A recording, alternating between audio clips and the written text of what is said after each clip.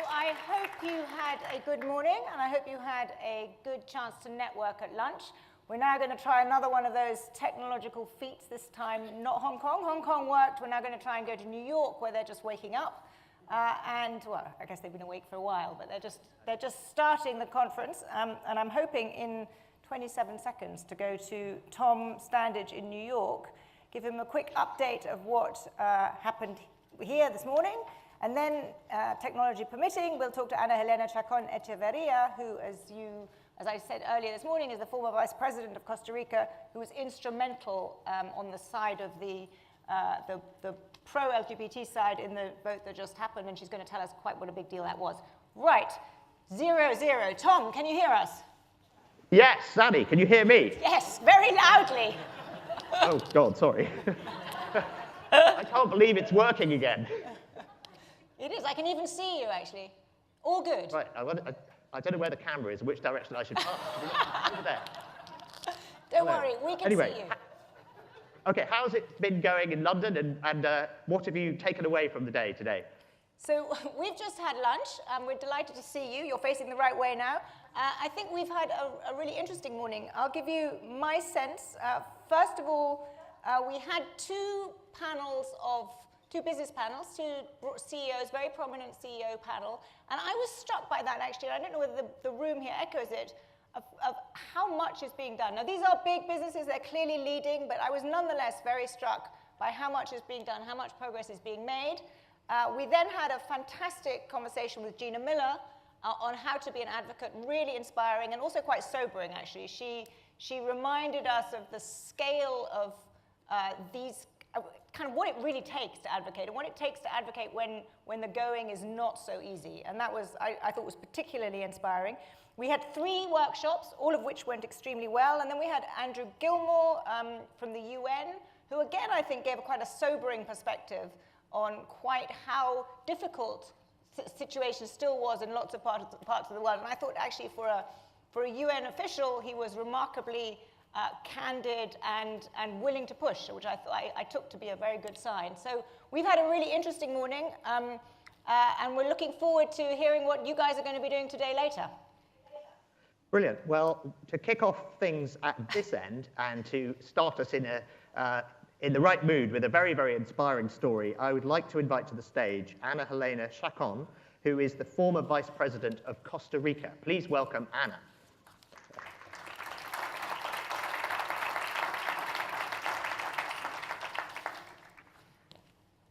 OK, now the reason we have Ana here today is because of what happened in Costa Rica and its election earlier this year. And not all of you may be familiar with this, so Ana, why don't you tell us the story and your crucial role in it? What happened?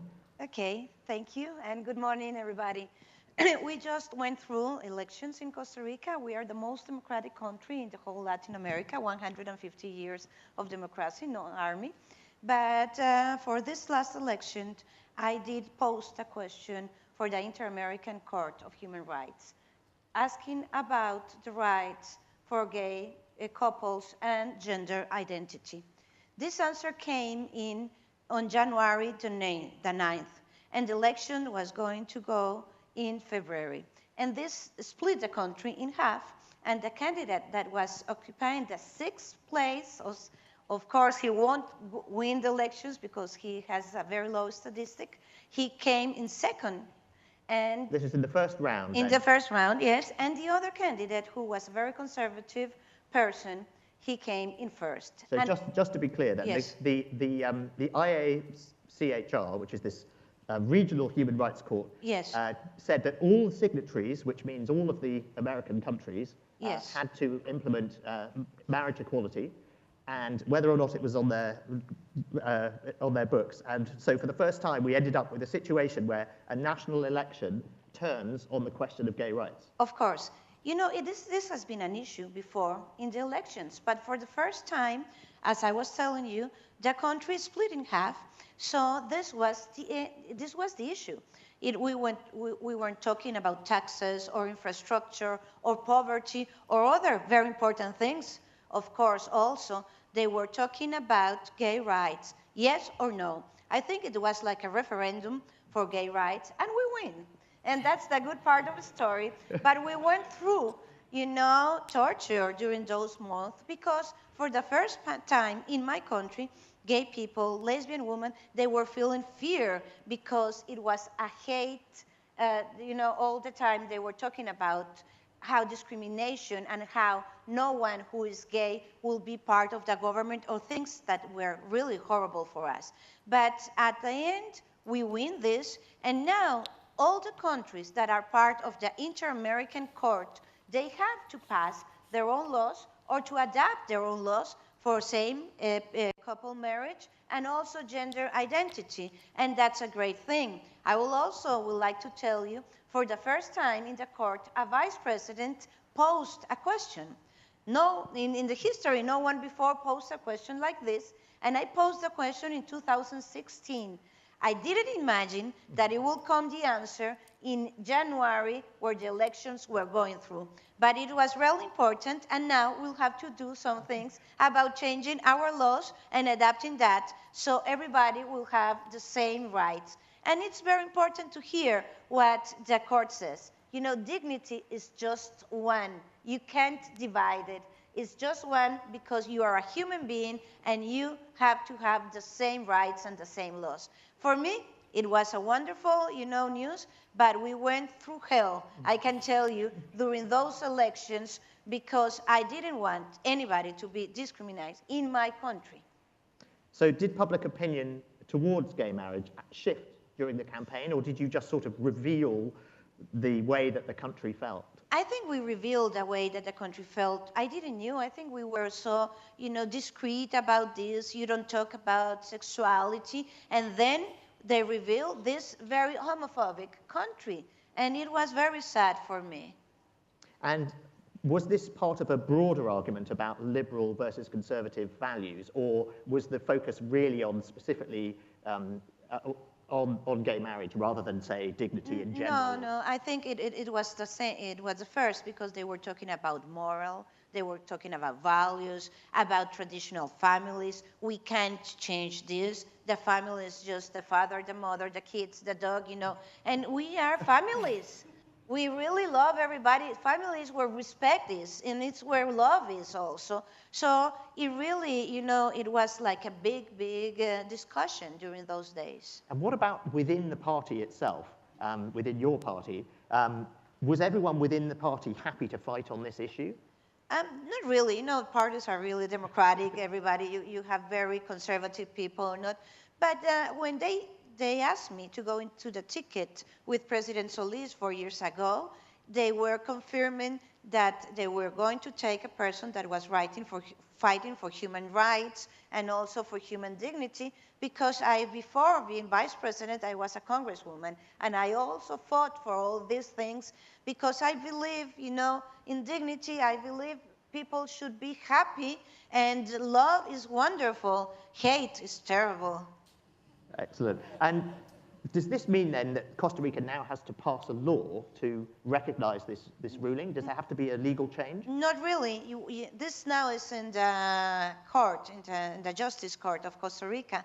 So if they have a pronouncement, everything will change. The first thing that will change, and now is changing, is how that you can write your name as you really feel your name should be. You don't have to go through a doctor or psychiatric or whatever. It will be free and administrative, this gender identity. And also for the same-sex marriage, they have to go through what the court will pronounce. If we go to the Congress, it won't go through because we have a very conservative part of congresswomen and congressmen now in the country, results of this election. So that was why I asked, because we've seen other situations. Taiwan would be an example, where in theory there was a ruling in favor of gay marriage, but now it's become, and they have to pass a law within 2 years, and nothing's happening, and now it looks like they're going to have a referendum instead. Now, you've sort of had the referendum. Yes, we have it. But you still have the danger, surely, that there will be pushback, there will be delays, there will be, but you're saying that there's no need to change the law to recognize this. No. So that you're just waiting for a ruling from the court, yes. The Constitutional Court of Costa Rica. Okay. Meanwhile, there must be other countries in the region that are also bound by this bound by this ruling, and I think Peru is an example. Yes. Which is not so keen on this. So are you getting involved, now you're no longer vice president, No. so are you getting involved with these sorts of campaigns elsewhere? Are you Well, playing a wider role? I get a lot of insults in my Facebook from people from other countries. So you know where to go then, right? No, and I get a lot of love also, it's true. But all the countries that are part of the system, inter-American system, they have to obey this. This is not really a sentence that says that you have to do it because you are not condemned, but the resolution, you have to obey it if you are part of the system. If not, you said, I'll get away, I won't be any more part of the international court, and that's very dangerous for the international laws also. So they will have to do it at their own timing. Okay, now before I hand over to Zanny, who's going to ask you a couple of questions, I have one more, and I'm going to be asking lots of people this today when we get to this whole policy debate about which direction we're moving in. In general, we see some countries that are making progress on LGBT rights, and we see some countries and regions that are sliding backwards. When you look at the whole world, and we very often look at the whole world at The Economist, are you generally more optimistic or more pessimistic about the way things are going? Well, I try, for my life to be an optimistic. And every day, from social society, from civil society, we have more voices to be raised for this. So as I was telling you, I used to be a commissioner for human rights and HIV in United Nations, and I did a review in the whole world, and we're trying to have new laws that really decriminalize, not only having HIV, it's being part of the LGBT community, but it has to be, said during the democratic parts, the roles that the president will really take about this.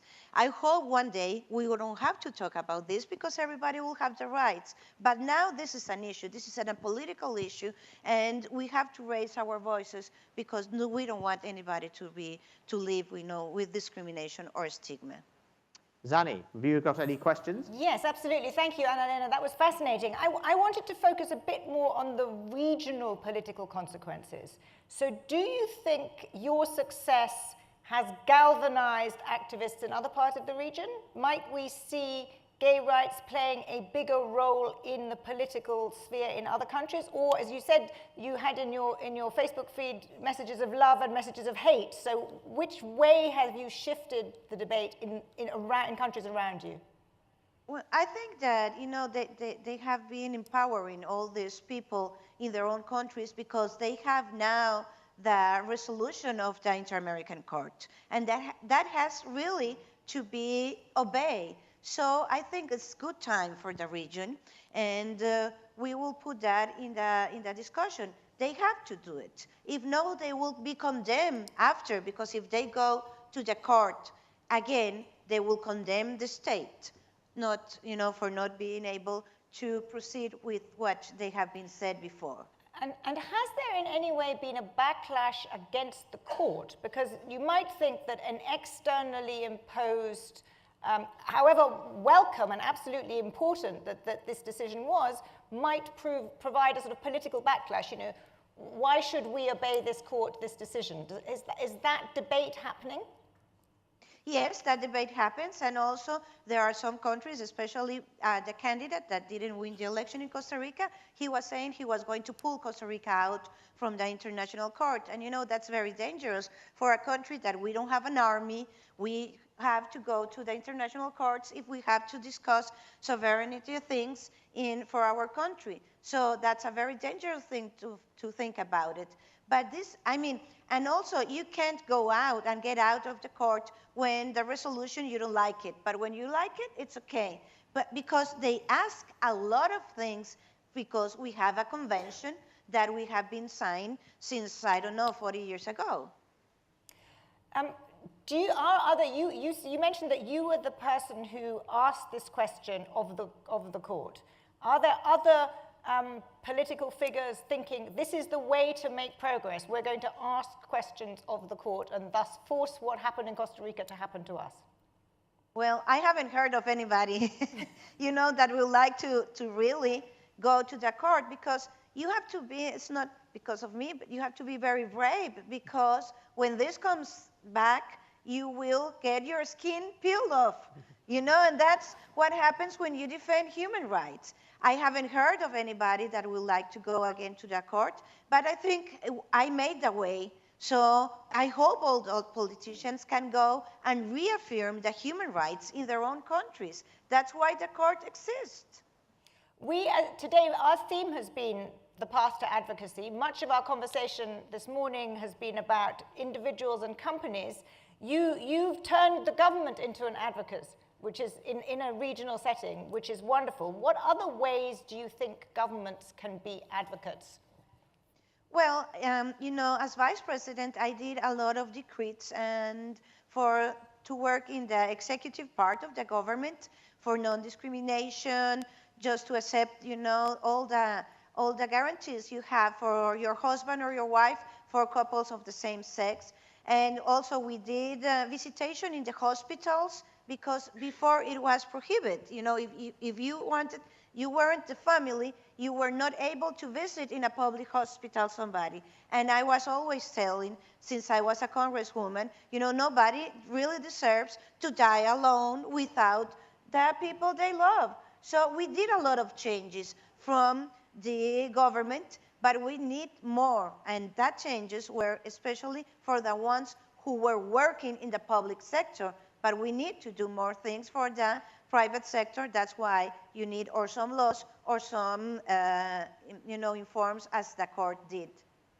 Tom, over to you. We thank you from London, and that's a remarkable story. High stakes, I would say, in Costa Rica, but a remarkable outcome. Thank you. Great, thank you. And we'll take it from here in New York, and I hope the rest of the day goes well in London. And thank you for joining us and for handing over. And I think we can still watch you for a few minutes, so you can continue the conversation, because I'm quite sure there's people in New York. I was giving you the floor. Yes, okay, well, I was going to say, yes, if anyone else, I've got one more question, but if anyone else has a question in the floor, we're going to go to questions in a moment at this end. What's the next frontier of equality in Costa Rica? Well, we have really to apply what the court says. We really have to do it. And it hasn't been easy, but I think that the Constitutional Court really will have to say yes, because conventional right, the right that comes from the conventions that you have signed, it's very important. And it has like a supra-constitutional part in the laws of my country. So we have to apply that. But I think that this discussion has been a sad and also a good discussion, because we are getting rights. And the most wonderful thing, for example, for me, has been that trans people comes to my office and says, we really feel that we have more dignity in this country. We feel part of society. We want to really reaffirm our rights. And of course, there will be another issues to be discussed, like adoption and other things that we'll be, discussing. But of course, I am pro-adoption for same-sex couples. What you need is love. I tell you again, it's not to be mother and father. You can be two of mother and mother raising a kid in a good way. So they will have more discussions about this. But we win the elections with a lot of votes in favor of us. So at the end, I think that society, it's, really getting more sensible about these things. So there's a real mandate there for change, yes. And to continue with the implications of this change. Wonderful. Right, do we have any questions from the floor for Ana? Yes, we do. Let's start over here. Far away, please. Do we have flying microphones coming to... This is okay, we're going to start. The microphone is over there. My idea for a startup, if I ever get around to it, is a flying drone microphone for conference. You can just... Anyway, so go ahead. Thank you. Good morning. My name is Chris Parker. I work with Amazon from Seattle. And Amazon actually has a pretty big presence in Costa Rica. Yes. So my question to you is, how can private employers help support you? For example, in the US, we may do something like a friend of the court brief. If there's a court case that's something we feel very strongly about, how can we, private employers, support you in your work there? Great question. Thank you. It's great. I've been working with the private sector, and what they are doing is doing some policies from the company, and also saying this company is free of discrimination.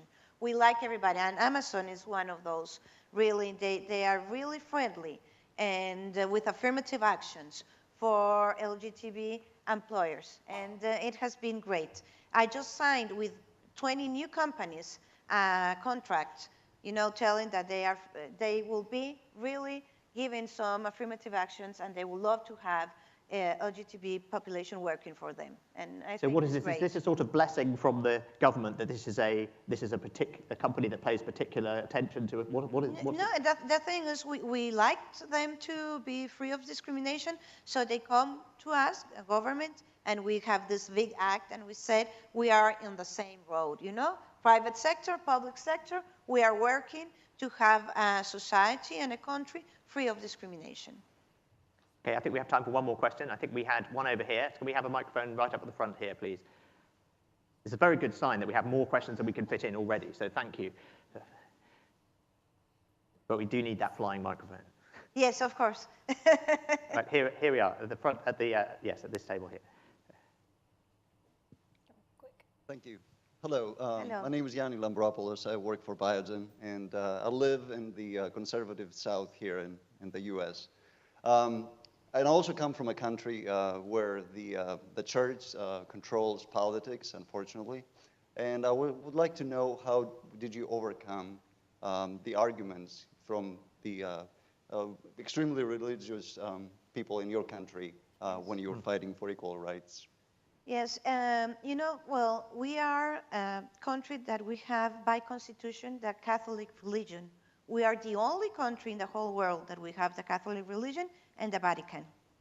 Well, the Vatican, of course, the Pope lives there, but in Costa Rica, why? And we have a very strong church in Costa Rica.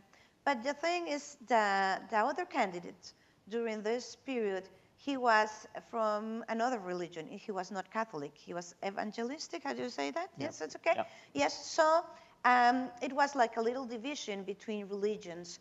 And we are very fan of the Virgin in Costa Rica. So, and they were fighting against the Virgin. So I think everything, they weren't talking about gay rights, they were talking about saving the Virgin. So it was like, everything was okay. I think even when you get this road of really understanding and being very, very fan of human rights, you can use that. But we still have to hear what the Catholic and the priest have to say in public policies. And that's very difficult. I know, and well, they don't like me very much. And but what I was telling them, I'm fighting for justice. I am fighting for my country, to live in a less poor country, and equality also. And I think that's the way. I don't want to get involved in religion. I just want to get involved in if you are a good human being, if you think about other people with solidarity, if you really have this point of view trying to help everybody to live a fulfilled life. And that's what I'm talking. I don't like, because I respect every religion if they don't go against human rights. That's the thing. I respect everybody, but human rights are very important, and they are one only. You have to embrace all human rights. Excellent. I think that's a brilliant place to leave it. Thank you very much, Ana Helena Chacón. Thank you. Thank you. Thank you. Thank you.